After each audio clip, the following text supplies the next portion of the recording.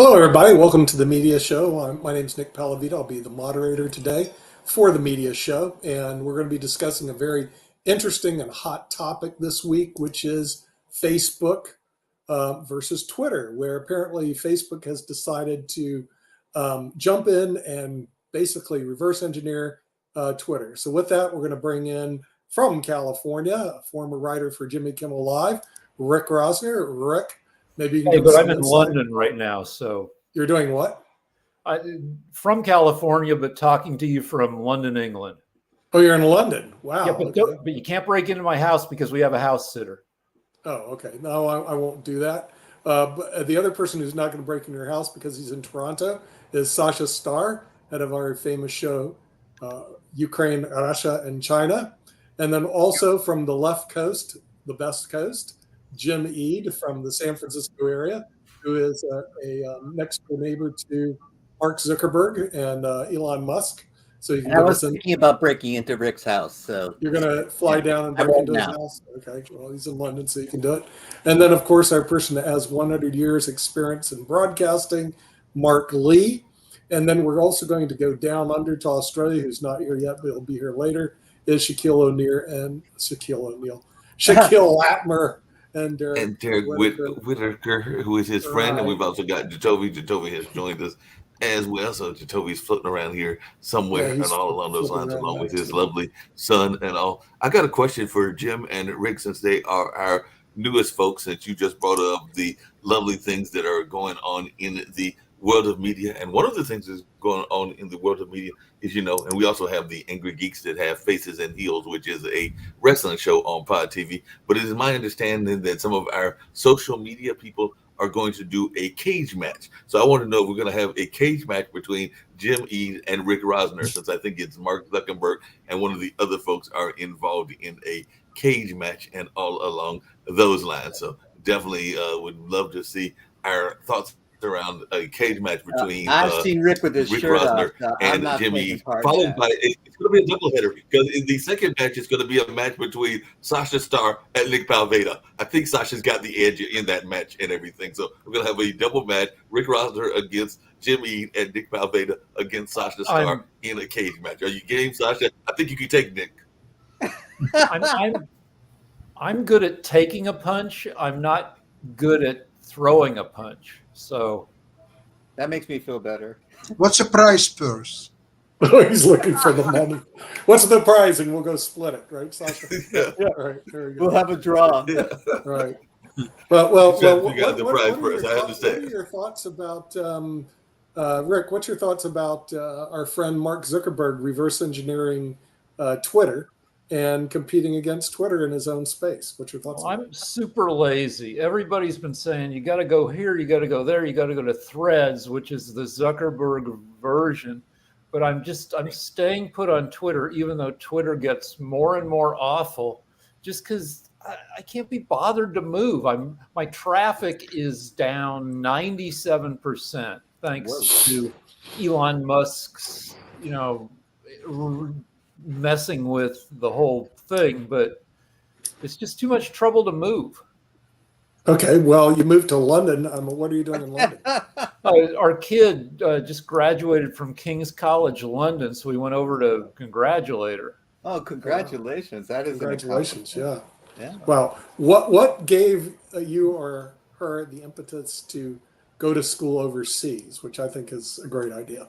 Well, among other things, the movie Titanic, which got her interested in history, and then she looked around Los Angeles and realized that nothing in LA is older than like a century, so she wanted to move to some place where everything's 1,000 years old. Okay, I guess that would do it. Okay, Jim, since this is happening in your backyard, the fight between your two friends, Elon and Mark, my best. What are your thoughts about Twitter versus Facebook? Well, I think there's there was a tremendous amount of traffic off of Twitter after the Musk acquisition, so it's a good strategy, I think, on Zuckerman's part to start this thing called Threads, There's another one out there that I have joined, Tribal, which I think is more of a liberal kind of orientation. That was they're putting out ads in Twitter to go join them. So this is before Threads even existed, and so I'm open to change. And I also was very disheartened by the autocratic decisions by Musk to eliminate dissent. Anything that was he didn't like, he got rid of, and that was the kind of thing that I thought I can't put up with. I can't be a part of. I can't support. So I haven't checked out Threads. I don't know what it will do, but I think the timing is perfect. Okay, let's go down under to Australia. First of all, we got to find out if they even have internet down in Australia, because it's wild down there. It's the outback. You might be hiding. And all by that the way, stuff. What do you guys Jim, just to listen let to you know, down in I have Australia? You joined. listen, Threads, Shaquille, or do you listen to? Well, funnily enough, I think James will quite enjoy this because I'm in an undisclosed location. I'm not going to tell you where I am, but I'm sure you can tell by the furniture it's somewhere very, very nice. But I actually think that the internet here is Elon Musk's Starlink, because I don't think they have great reception here otherwise, because I am in a fairly remote part of Australia at the moment. Look, I haven't used Twitter ever, so the idea of going to Threads or any other service, I don't have a problem with the way that Twitter operates because I've never used it, so I don't know how it operates. Certainly from what media says, to your comment, Jim, that, Elon Musk has sort of not allowed any dissent. I think that the way the media describes it here in Australia is that dissent on the right was previously, censored by Twitter. So whether that's true or not, I can't attest to that. I certainly would suggest it's probably true on other platforms such as Facebook. But yeah, I mean, I kind of am at a point where, for me as a person, I'm sort of social media saturated. I don't really want anything else. And even my LinkedIn profile, I hadn't used it for years until Nick and Mark asked me to log on, and I saw that I had a whole heap of followers that I wasn't aware of on one of my profiles. So yeah, I mean, look, this is competition. I mean, people said if you weren't happy with the way Twitter operates, start your own or buy one, and that's what Elon Musk did. So look, I think that all ideas, whether you like them or not, should be expressed. And I think that, I know people can say things that are inflammatory, but short of it being bullying or short of it actually being a crime for them to say the things that they're saying, I think that, people should be able to express themselves openly and explore different ideas, even if those ideas aren't popular. So Musk's latest offense against the people who use Twitter is about a week ago, he limited the number of tweets you could read or respond to 600 in a day, or 6,000 if you were one of the people who pays him $8 a month. And that's just ridiculous. And people, he said he had all sorts of excuses as to why he was doing it, but other people were saying because he wasn't paying his bills and his information resources were being limited. So, Rick, firstly, welcome to my home country of the United Kingdom, and I hope you're enjoying London and the amazing weather that London has. But look, I think there is some rationale towards, is there information scoping? Is there robots that are reading all this information, then using AI and all that sort of stuff that I think he might have been trying to get away from, especially when he was buying Twitter. We know that he was trying to backtrack on the price that he originally wanted to pay because of fake accounts. So that might be part of it. But I will say, again, I don't use Twitter, but how many people are reading 600 tweets an hour or a day or whatever? Well, I mean, it doesn't take that long. I mean, you could, even a slow reader could go through, could just scroll through 600 tweets in under 2 hours. On the one hand, we have a push in government at the moment to limit the use of social media, especially by young people. And then there's criticism when somebody does. And that's actually where I'm going to go, Shaquille, because there was an actor that is out there that has actually gotten some criticism, and actually he was criticized in the press because he felt that they were taking news of his social media hiatus in the wrong direction. So Tom Holland, the actor, was saying that some folks were thinking that he was having a mental breakdown, and that upset him when he was just basically wanting to do like you were saying you were going to do, Shaquille, which is kind of take a break from the whole noise that can exist in social media. And I've even known some people in my friend and family circles that have taken breaks away from social media just because it can be a lot, as even Rick has alluded to, and all along those lines. So sometimes you just need to sit back, relax, and breathe the air and not get away from the social media and all in that space. So like I said, he was not necessarily doing it. I mean, he's definitely had some movies and other things that have dealt with mental health, but he felt that they were taking it in a direction that it didn't need to go in. He was just trying to take a well-needed break from social media. I think I like to take the temperature of. Sorry, quick. I'll go quick. Like overnight, a trans woman was named Miss Netherlands for the Miss Universe contest, and when something like that happens and Twitter goes crazy, I like to scroll through a zillion tweets to see how many people are on each side of the issue. And if you're doing that, you can easily hit your limit quickly. I was just going to say what Rick was saying is actually right about him trying. Right now, Musk and Twitter are being hit with everything, every bill out there because they haven't been paying their bills.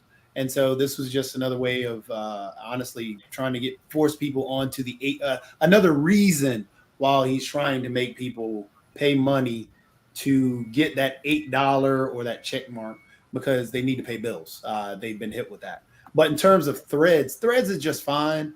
This is another reason why Elon is suing Threads, or he's suing Instagram. He sent them a cease and desist letter because he said that Facebook hired the people that he fired, and they took some proprietary software agreements. Yes. Yeah. So he sent a cease and desist letter to Threads. Why are we making fun of that and being dismissive of it? Is there no possibility that happens? I mean, we've seen options market making firms that have sued each other for stealing their IP when previous employees have worked for them. This happens all the time. Well, it's funny because they're going to settle in a cage match. That's why it's funny. Yeah. And the other thing that we have to point out is it's a false equivalency to say that there was suppression of the right and now there's suppression of the left. That's not what's going on at all. What they were about was false information. Yeah, people were coming out and saying like the election was fraud and that type of stuff. That kind of stuff was dangerous and had to be stopped. That's completely different from the right versus left. False equivalency, which I'm really kind of tired of hearing about. So this kind of thing that Twitter is doing is like banning journalists. It's not a left-right kind of thing. It's different. And so I'm totally supportive of people having the right to say what they think. And I think that, you could do that on a platform. You could used to be able to do that on Twitter. Now, when they had to ban somebody like Donald Trump for very good reasons. Yeah. And, but other than that, you were able to speaking of, there is always feel that way. It's always okay if it's happening to a side that you don't believe. No, that's not true. That's totally BS. Literally, not true at all. Literally, what just happened with Trump being dangerous online? Trump tried to post Obama's address, and there was legitimately a person who went with military gear to his neighborhood to murder President Obama.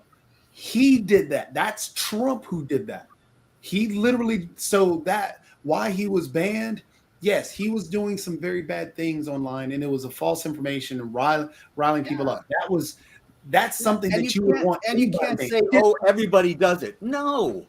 Hold on a second, because I've got a question for Tasha that deals with social media as well, because apparently social media, we got this whole war going on and everything, and social media has become the primary source of news for the Ukrainians during the ongoing war. And part of it is that they say that the trust level in social media is now on par with television. So there was a study put out by this commission group called the Civil Network Opera, and was published actually today. And its study reveals that in the second year of Russia's full-scale war against Ukraine, there are several platforms, including Telegram, and which has like 71.3% of the respondents obtaining their news there. YouTube, and I know you're a big fan of YouTube, with 66.2%, and Facebook with about 55%. So I was just wondering your thoughts about the fact that apparently a lot of the Ukrainians are turning to social media to get their news and not necessarily television and some of the other sources like radio and other things. So apparently that is the Yeah. number one way that folks are getting their information. Your thoughts? Twitter used to be the Well, that's number the one shot source that Rick- for fast news. If a revolt was succeeding or ongoing in Egypt, or something's going on in Ukraine, it would show up on Twitter first, and you had to be a little cautious, but to see if it was legit or not. But you could click around, look at a bunch of tweets, and get a pretty good idea what was going on pretty fast. And under Musk, that has been severely hampered. Well, considering the social media about in Ukrainian affairs, you have to admit that television is becoming thing of the past, because it has its own algorithm, which is about 40, 50 years old, and they're still talking about the same anchors. And in new media such as Telegram, for example, you can always find your favorite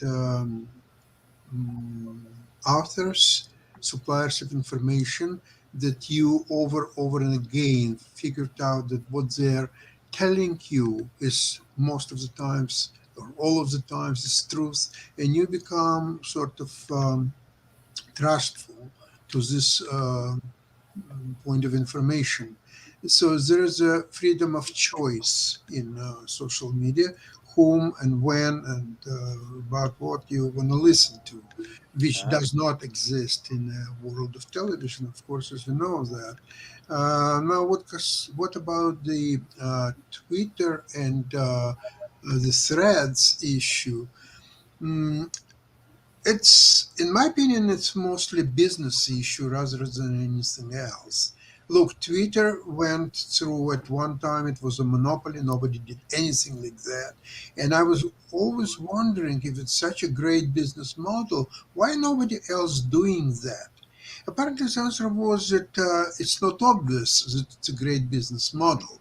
In fact, what Zuckerberg is doing, he is evolving his service through Meta company, Instagram, which is part of Meta. Another one is Facebook, and some others. He is developing Instagram into something more. So he's bringing to Instagram features of Twitter. Now, is there any patent infringement or so? And I know very little about that. So if there is, then of course Musk must sue them and try to stop them from developing it further. If not, then Musk might as well start buying shares of Meta, Facebook parent company, and trying to, if he could buy Twitter, maybe he can buy one day Facebook. Maybe he will get money from Saudi Arabia, from Emirates, from Europe, from Australia, from Canada, from all over the world, and just buy and privatize the Facebook. Hey, speaking of Facebook, Facebook was in the news again today because apparently a whistleblower with Facebook, Frances Haugens, was out there on her book circuit because she has written a book called The Power of One. But apparently she said that in 2020, which wasn't that long ago, members of Narendra Modi's ruling party in India had published a Facebook post calling Muslims rodents and traitors and saying that they should be shot. And given that this was clearly hate speech and that such propaganda is historically an indicator of ethnic violence, employees inside the tech giant felt certain that they should have to act. But in her book, she says that while that was going on, they then felt that if they did it on one politician, meaning the Indian politician, that they might have to turn around and would be compelled to take some of the Trump posts down as well. And that became a whole argument as to whether they needed to have a broad race rule that covered everybody, no matter whether they were from one side of the political aisle or another side of the political aisle. And I think that she didn't feel that she got the results that she wanted, which is why she walked away and has written this book and all along those lines. But I just wonder your thoughts about that, and if anybody had been following that particular case of what was going on in that space from a few years ago. I personally think that this, it's one of the few times I call for government intervention. But I personally think that this really has to come from the government. The government has to regulate this, and the government has to enforce the rules here, not the big tech platforms. I think the tech companies in the first place have a really difficult position, because if we look back, 10, 15 years ago, there was that very young girl, I think she was 12 or 13 or something, that, she'd sent some photographs of herself, and then he posted it and sent it to a school and all that sort of stuff, and she ended up deciding that life was no longer worth living. That was a great tragedy. And there was calls for tech companies to intervene a bit more. It wasn't the Wild West that it was 20, 30 years ago when I was growing up. There were no rules on the internet. You could do whatever you wanted to. Now there's a few more rules, but I think that what people are complaining about is them perceiving that the rules have been applied unfairly. So in the exchange that we just had with Jim and I, where I said, well, you only think that happens when it's, it's on your side and you don't care about the other side. And Jim could probably say the same thing about me. I mean, it's a nonsense argument, is my point. Yeah, but you could make the same argument that I made and direct it straight at me. Well, you don't care if it happens on the right, you only care if it happens on the left. And I think that's a real problem, because people have very different perspectives about things, and people come from all sorts of different countries and different cultures.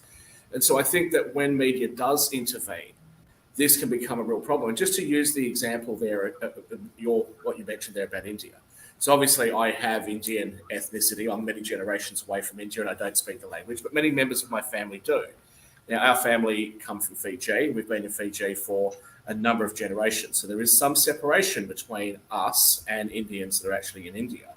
There's also the fact that a lot of Indians in Fiji don't necessarily know where they come from, or they come from parts of India that may now actually be part of another country like Pakistan.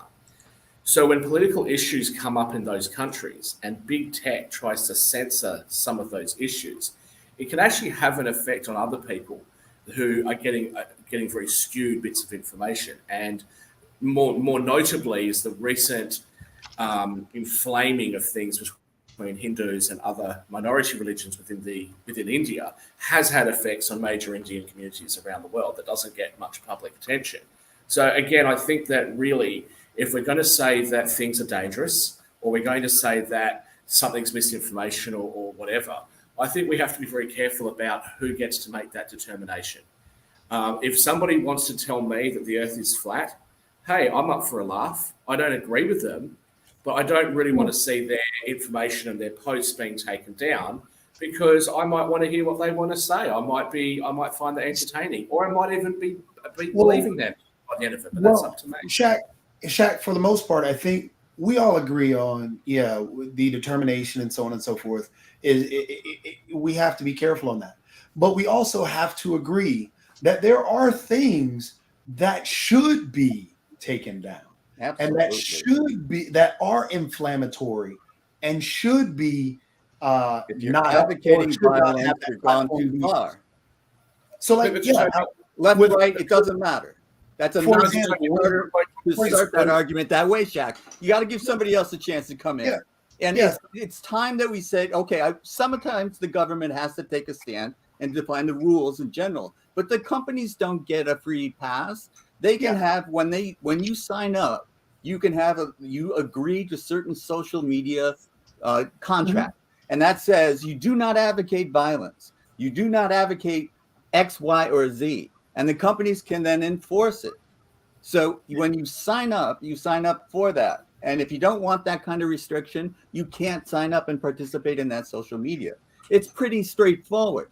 Now, I do think that the government has a role in general, playing it on the top level. Like if you're inciting violence, if you're advocating someone gets murdered, which is a global problem that does happen all the time in many countries. But if you do it on social media in certain countries, it can be barred.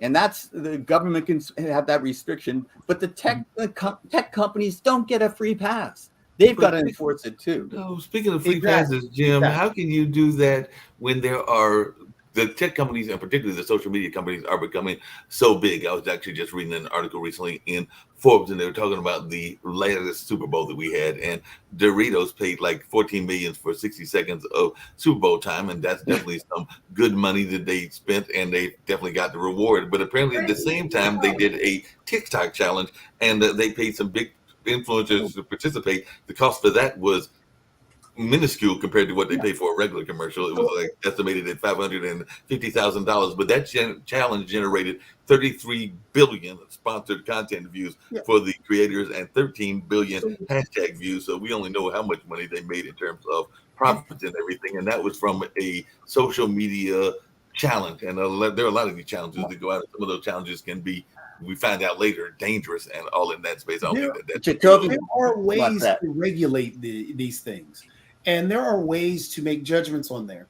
One of the things that Google got found out, for example, Google does run these automated programs that run in the background that you don't really know about or understand about, or that we don't understand about, but they put in when you're doing particular searches or doing particular things online, it tracks you and it tracks your data.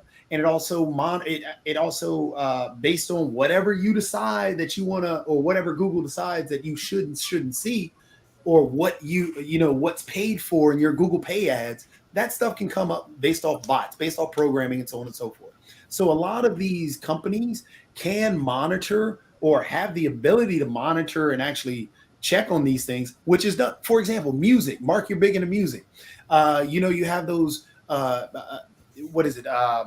If you go on Twitch, for example, and there are about 90 million users on Twitch, they monitor everything that a Twitch user posts, checking for the music that you play. Yeah, copyrights. Yeah. That's done for copyright infringement, and that's paid for by those actual companies for them to do that. Right. If Twitch were to allow a certain amount of people to play this music, Twitch is getting hit with billions in terms of costs that they're going to have to pay.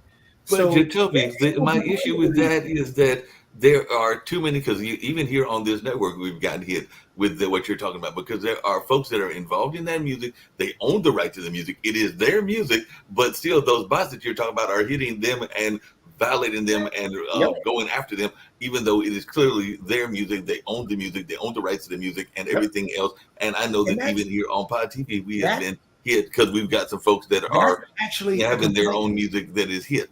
That's a complaint that's happening in the gaming industry as well, because while you're playing a video game, and say, for example, a game that I was playing the other day named Far Cry 6. It's actually a very fun game. I do enjoy the whole Far Cry series. But in the game, if you jump into a car and that car is playing some music, you know what? Yeah. That music is copyrighted. And that they will mute your actual area of the actual on Facebook, on Twitter, you'll receive a notification that this was hit and the audio is muted at this particular point. Well, Jacoby, that's a far cry from chess. Yeah. And I've even actually made like sample songs using the Apple Music, and they picked up on that and said, okay, well, you can't play that because that's a sample from. Yeah. So but there's fair use. There's fair use standards that are well defined. I think Rick got a point that he wanted to make, and I want to hear that. But the other thing I was going to say is that it is quite interesting that sometimes those hits are geographically targeted, because I know that even on some of the music we have been hit in weird countries, like definitely some of the Middle Eastern countries. I think Australia one time, definitely Russia, a number of other ones, and it's just targeted in that one area and all along those lines. But Rick, I'll turn it over to you. That's on Rick's wheelhouse. What we keep learning is that most of the people in these social media spaces are not overly competent. Zuckerberg, just bad at a lot of the things he should be good at. Elon Musk, terrible at stuff. The government, 80-year-old senators are not competent at dealing with this stuff. So, Toby, do you see anybody in the space that's right? I mean, the Google guys seem somewhat competent. Anybody else? So there are competent I can't say Elon is incompetent. can't say Zuckerberg is incompetent. I can say Elon and Zuckerberg are both egomaniacal, and they have their own ideas in terms of how Elon wants to say he is for free speech, knowing that that's only a buzzword because he blanks out anybody he disagrees with. So that's just a buzzword. He's trying to sell himself politically and in the face of public opinion. That's all. So it's not that they're incompetent. It's that they have their personal views that they put on to their companies that they're running, and their companies that they're running have to follow their vision. So you have Google, who has a much more open idea on what they want to do. You have Facebook, who follows Zuckerberg, but Zuckerberg has this idea and ideal that he wants to deal with. Twitter with Elon. Elon has this idea and ideal that he wants to deal with. 4chan is owned by somebody, and 4chan is the most racist place, well, other than Stormfront, that you can go to, besides Truth Social too. But so you have these places that you go to that they follow basically what the owner, what the CEO decides. And Is the owner of 4chan getting rich off of this horrible stuff? I hate to say it, but yeah. Well, we make the assumption that just because someone's rich, that they're smart and they know better, and sometimes they believe it themselves. This is a problem that goes back to the dawn of time. But frankly, in the tech world, they're making all sorts of mistakes all the time too. Now, living in Silicon Valley, I do know that there are competent technicians, and so as far as solving technical problems, there's no problem. You can get plenty of talent that can do that. But as far as negotiating what's cyberbullying, what is causing teenage people to commit suicide? What are we going to do about that? They're not so good at this. So who is definitely not good at that. involved in decision-making process? That's a question that we haven't struggled with yet, let alone. Well, that goes to which, I love it when you're always on, James, because in your background, it's about representation. And that's where those individuals need to be in the room to discuss about, okay, this is what's affecting our community. This is what's affecting kids. Can we talk? And they have no voice right now. Exactly. They have no voice because you have these CEOs that are egomaniacal that don't believe that this person can teach them anything about their platform. It's because this is my way. And I know this is why Elon fired all those people, because he didn't legitimately say it, that it was my way or the highway. But hey, he did fire those people who disagreed with him and wanted to do Twitter a different fashion. He only hired people who were, kissing his behind and saying that Elon was the greatest person since sliced bread. So that's the problem, is that you don't have representation. They can't have that voice to help out these communities. Yeah, and it's his right to do that, and it's my right not to participate in his product anymore. You're totally your right in everything. Shaquille, you had a point you wanted to make. I saw your hand up. So just a couple of points, just in relation to the tech platforms and assessments on whether or not a teenager might be at risk of self-harm. Nick, I think it was Nick that told us on a previous show last year that one of the tech platforms had identified that a teenage girl was pregnant and started sending ads to her, and the father stormed in there and said, what are you talking about? How dare you do all of this? And it turned out that she was pregnant. I would suggest that the algorithms that they use that predict these things could probably also be used to predict whether or not a young person or any person is at risk of self-harm. But I just want to come back a little bit to the issue about censorship and that sort of stuff. It's one thing to say if information's harmful, if it's misinformation. But the question is, who makes that determination? We right here on this network got taken off the air by YouTube because I asked a question. And the question I asked on an international platform was, what happens if the local health minister, for example, in Australia or one of the states here, is recommending something that is different to the health advice being offered by the CDC in the United States? What if it's a person that wants to travel to the United States? Who do you listen to? And just for asking that question and pointing out the difficulties that people would have in complying with those COVID rules, we were taken off the air. So, or we were, demonetized, whatever it was for that week. That's the sort of stuff that I'm talking about. It's a very, very dangerous road and a very slippery slope when we start putting the power in the hands of corporations. And I think that at some point, it's not really fair for corporations to hide behind legislation that protects them if somebody does something wrong on their platforms, but also then try to enforce certain rules. I think you should have it one way or the other. I don't think you should be able to have it both. And I think that that's not just up to the tech companies. I think it's up to us as the public. You have it involved in all industries. I think here is the issue, That's nonsense. and this is where it boils down to: the term censorship.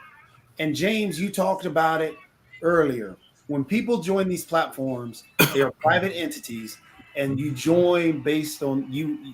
They have their own code of conduct that you join into. Censorship is being thrown out there every time, and it's not censorship. If it's basically you broke the code of conduct of this private company's platform. It's If simple. you don't want to break their code of conduct, use a different platform, because there are plenty of them that are free. And that's where I think we come into a problem of censorship when we keep using that term and thinking about, oh, well, my First Amendment right is being suppressed. No, it's not. No, it's not. You don't have the right to the platform or that private entity's server. You don't have the right to post on Facebook. You don't have the right to post on Twitter. But what you're being moved off on is based on their code of conduct. And then you have to understand that these entities themselves have those leaders, just like Elon. Elon will close down anybody he disagrees with and will take them off Twitter. But also, you have no recourse. With no code of conduct. AI will take you off of Facebook. AI will pull you off of YouTube. So and you have no recourse. You can't ever really talk to a person. Exactly. Right. No, but speaking of recourses, excuse me, and there's a case that is actually where you are right now, Rick, and everything, because there is a case that is involving, and you might have heard about this, a BBC presenter that was apparently paid a teenager around 35,000 pounds, and I don't know what that amounts to in dollars because I'm not good with those conversions. But if anybody has any ideas, let me know. So they were saying that they were wanting sexually explicit images, and now the Metropolitan Police there in London are saying that I guess they don't have enough evidence, so they are not going to pursue the case as it is. But a lot of this was done virtually and through social media, so I don't know if that was a conversation in the British media that you are hearing. I Rick, just as learned you about are it visiting. today. I found a newspaper on the tube and I read a little about it. But the general principle here is that there is a billion image cornucopia of pornography available for free on the internet. Nobody needs to do. I know that the creepy guys who prey on other people have an agenda that isn't entirely sexual, but part of contemporary sexual hygiene should be leave real people alone and just go on the internet and look at stuff. We have 2 presidents got elected because people could not stay away from preying on people. Bill Clinton gets ejaculate on an intern's dress. We end up with George Bush. Anthony Weiner can't stop sexting an underage girl, and we end up with Trump as president. So there's a bit of a link there between that event and causing this result. I'll just very quickly say, Rick, what are you doing on the tube? It's awful. Catch the bus. The tube is just dreadful. We got an unlimited pass. I do want to address something, though, that Toby and Jim were talking about in relation to, do you have the right to post on these things? See, I would actually argue that these are being offered as a public space. Now, I don't think this has been tested properly in the law, but what I will say is if we try to use a real-world example, we'll talk about your laws in your country. There was a private company that owned a whole heap of land in Alabama, and their conditions were that you couldn't hand out certain religious flyers and that sort of thing. This got challenged all the way to the Supreme Court, and the ruling went against that private corporation in a case called Marsh v. Alabama, if I remember that correctly, Nick. So given that that's the precedent in relation to whether or not you have freedom of speech in private property, I would argue that something similar might have to occur with the tech platforms. That you don't have to agree with me, but I think ultimately, I think that this is not a great position for us to be in. I think that we have to decide whether tech companies can unilaterally make these decisions or whether they have to allow some speech they don't agree with. I don't think it's tenable to just keep going on like this. Just to retort to that, in terms of it being a public place, are you saying all social media should be considered like a public space? Like if all businesses on a public street are? So Twitter, 4chan, Reddit, blah, blah, blah, blah, blah, blah, blah, blah, are all considered public spaces? Or I'll ask Nick to chime in on that, but I don't think that's an apt comparison. And then on top of that, what I'm saying though is that this hasn't really been tested. Is it a public place? Is it not? And I think that the laws that have existed and the regulations that exist right now have just sort of been slapped together. And I think it needs to be looked at again, because tech's an important part of our lives. The tough part is it a public space like a business that you see on the street, or is it a public park? And then on top of that, then are you telling that these public places don't have the ability to turn away individuals from accessing their public place? So are you saying McDonald's has to take down the no shirt, no shoes, no service sign? Yeah. Are you telling that Pizza Hut can't? No, it's not a good argument. But the idea goes back to the internet service providers. I mean, this is a long time that's been legislation about this kind of stuff. Internet service providers have obligations, and they can get sued if they don't meet them. And these things have been litigated. So they do. All these tech companies have a responsibility to provide, to do no harm, and to do that. They have to follow certain laws. Now, Shaq is completely correct that we got 80-year-old congressmen who have no idea what's going on trying to legislate these laws. So we're in the progress of sorting all of this out, and it's not the wild, wild west, but it's not yet civilized. So we have to still do more. But one of the things I wanted to go back to was what Sasha said about television. You can't select what you want. Well, these bots are also telling you, they're looking at what you look at, and then they're trying to funnel information to what they think that you like to you. So you find out getting your confirmation bias reinforced continuously by what you see on these social media platforms. And this is all unknown to the casual observer. This is all behind the scenes. So and AI is making a lot of decisions. These bots are making a lot of decisions, and we do not want to put psychology in it. We do not want them to decide whether or not this person is going to be is threatening, that might be a danger of taking their own life. That's not a decision I want a bot making. So I don't think government will ever. I'm not optimistic that they can ever be a fair arbitrator about social media issues.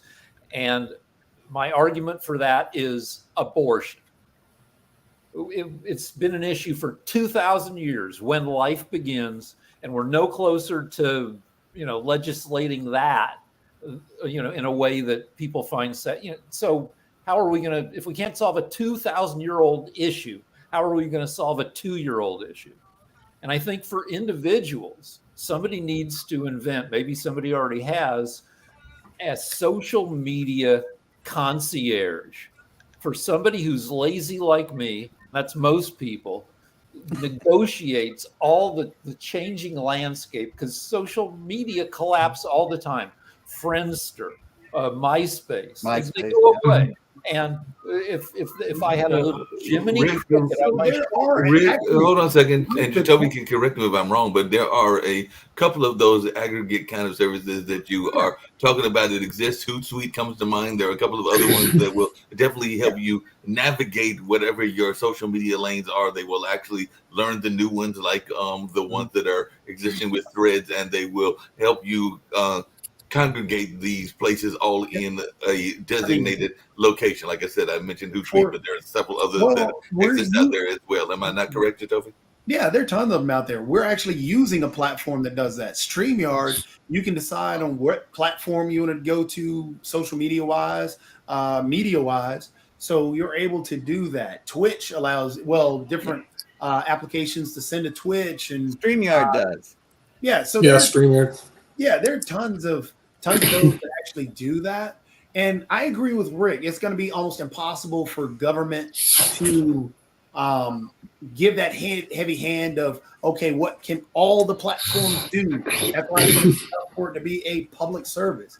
But this is why we'll have to hold it's, and I agree with James, these companies have to be held accountable. And that's when they have to, I think that's where government can come in, where they back their account, their private company agreements that people have to sign. So this is what you have created as your company. These are your legal terms that you're having people agree with. If we as government go on and find this happening, then we're going to hold you accountable for that.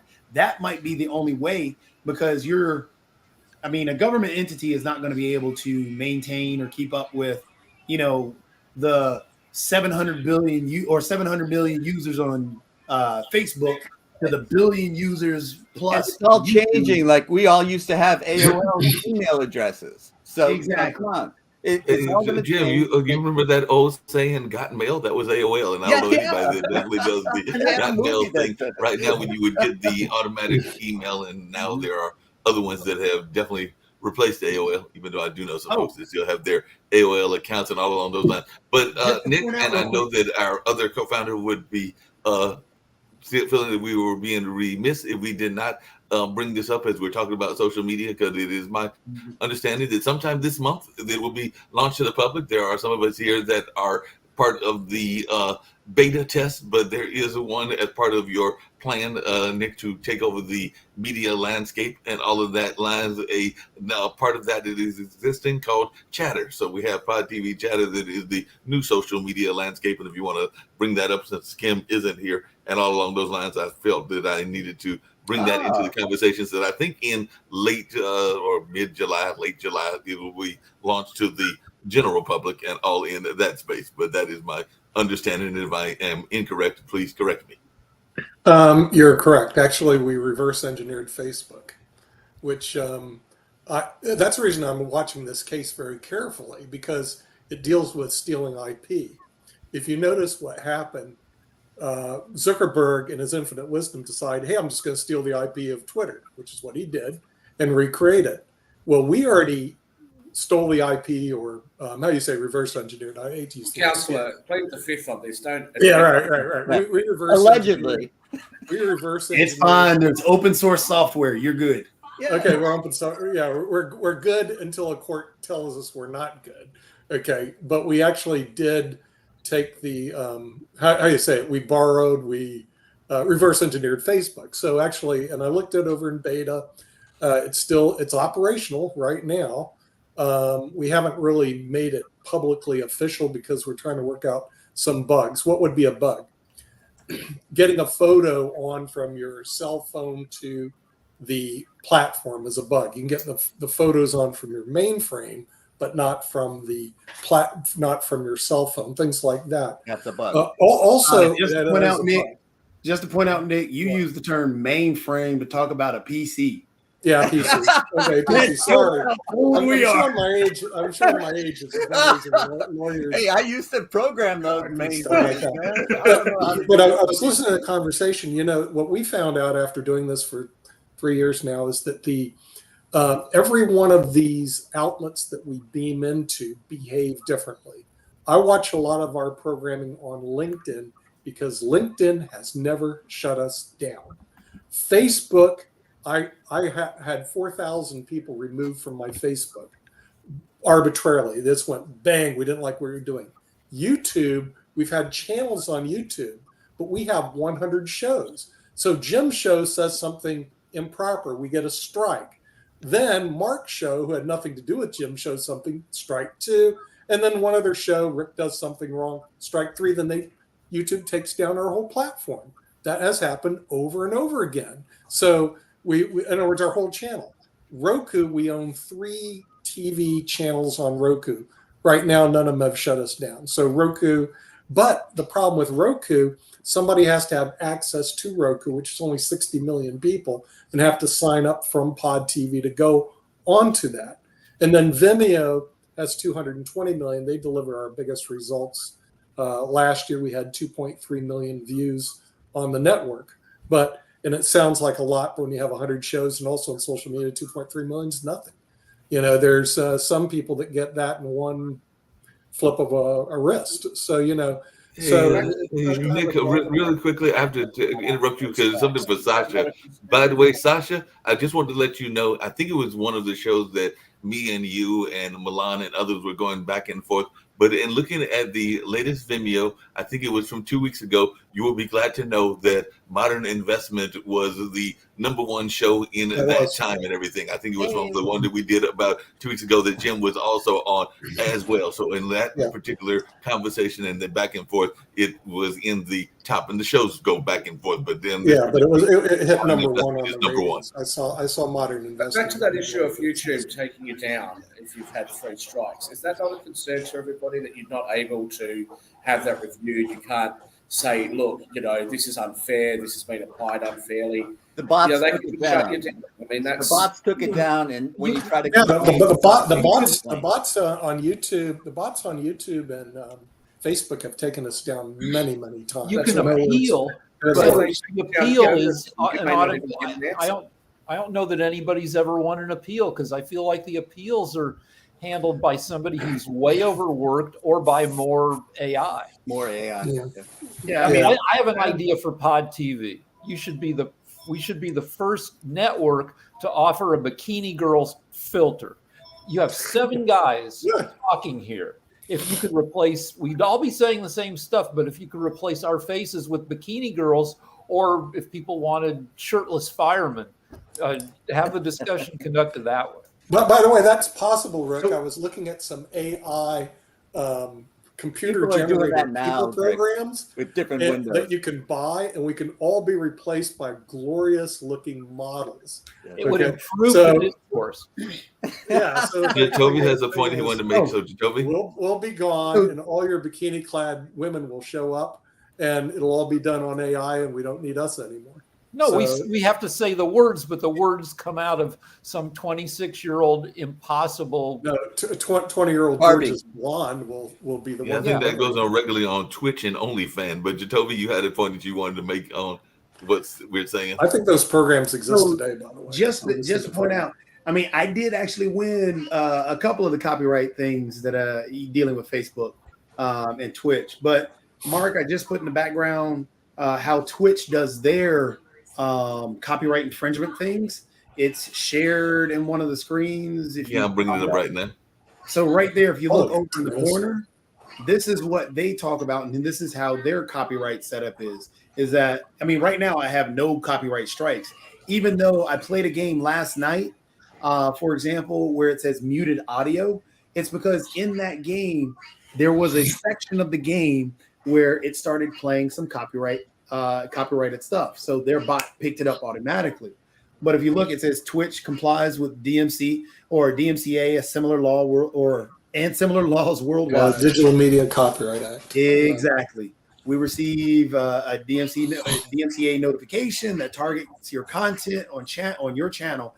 It is processed under our DMCA guidelines. So every place that you go on in terms of music wise has this. They also have the other things dealing with violence and some of the other.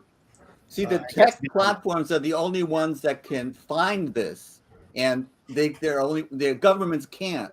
Yeah, the so government these, isn't going to be able to spot this. But and this is where platform that provides the opportunity for you to steal someone else's music is the one that can catch you and flag Yep. you. So you have those smaller those smaller platforms where this gets. I mean, those music things don't get blocked.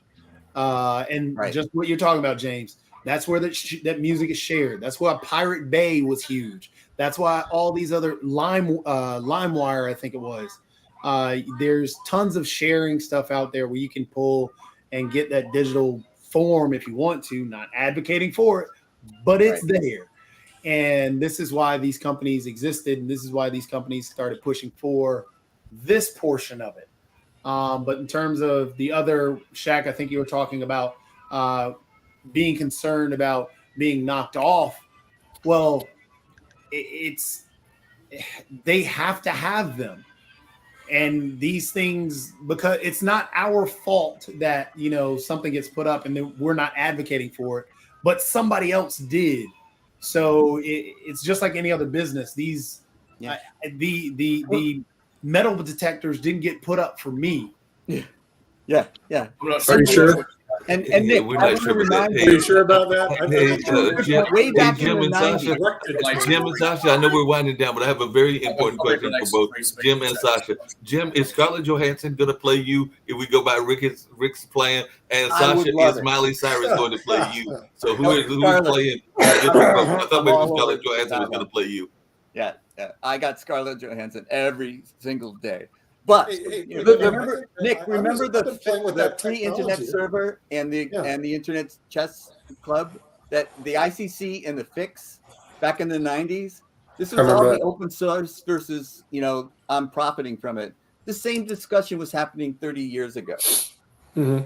Yeah, but Lichess is still open source. I mean, or at least it's free. I don't know why people pay for chess.com when you go to Lichess and play for free, but you know. Isn't chess.com There are- free? You can What? go to I thought chess.com was free. Well, as a No, it guest, isn't. as a guest, you can It play. is for me and Jim, but not for everybody.